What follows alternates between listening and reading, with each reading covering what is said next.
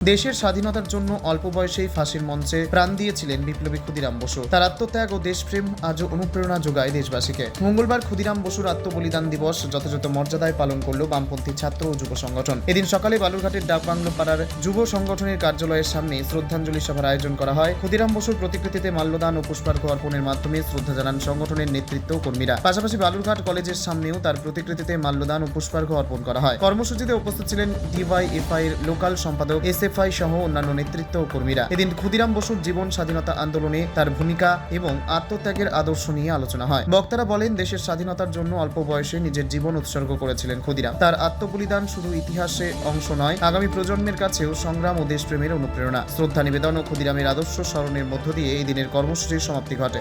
আজকে বীর বিপ্লবী শহীদ ক্ষুদিরাম বসুর আজকে আত্মবলিদান দিবস। আজ আমরা এসএফআই বালুরঘাট কলেজ ইউনিটের পক্ষ থেকে আমরা বালুরঘাট কলেজে ক্ষুদিরাম বসুর আত্মবলিদান দিবস পালন করব। আমাদের আর কিছুক্ষণের মধ্যে আমরা কলেজের সামনে আমাদের কলেজ ইউনিটের পক্ষ থেকে শহীদ ক্ষুদিরাম বসুর আমরা আত্মবলিদান পালন করব। আমরা কেন এরকম কেন, মানে কি কারণ? দেখুন, শহীদ ক্ষুদিরাম বসু আমাদের যৌবন তথা আমাদের ভারতবর্ষের বুকে স্বাধীনতা আন্দোলনে এমন একটা অগ্রগতির মানুষ, যিনি আমাদেরকে শিখিয়েছেন স্বাধীনতা আন্দোলন আসলে এবং কীভাবে স্বাধীনতা আন্দোলনকে ছিনিয়ে আনতে হয়। কিন্তু দেখা যাচ্ছে যে আমাদের পশ্চিমবঙ্গ রাজ্য সরকারের যে পাঠ্য বই তথা আমাদের ইতিহাসে যেমন ক্ষুদিরাম বসু এবং ভগৎ সিং থেকে শুরু করে বিভিন্ন যেমন আমাদের আত্মত্যাগী যারা হচ্ছে জননেতা, তাদের নাম পাঠ্য বই থেকে সরিয়ে দেওয়ার একটা প্রচেষ্টা তারা করছে, যাতে সেরকম না হয়।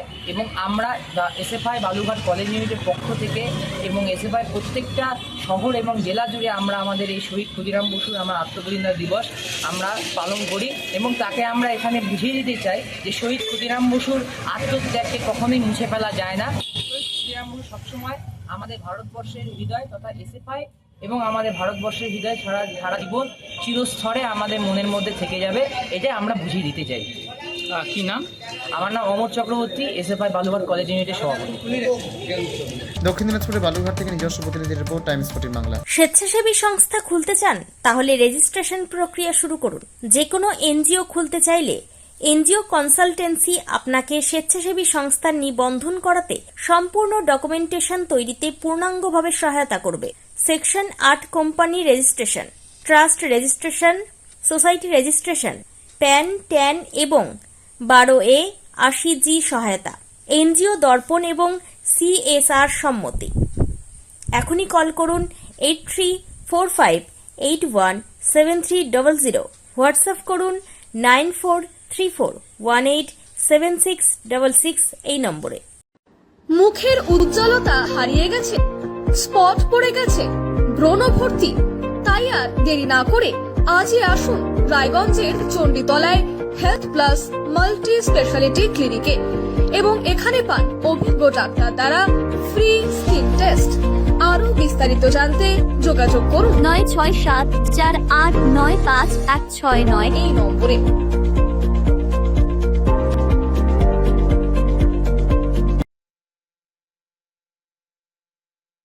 আজ তোমার বিয়ে সাজলো নতুন সাজে।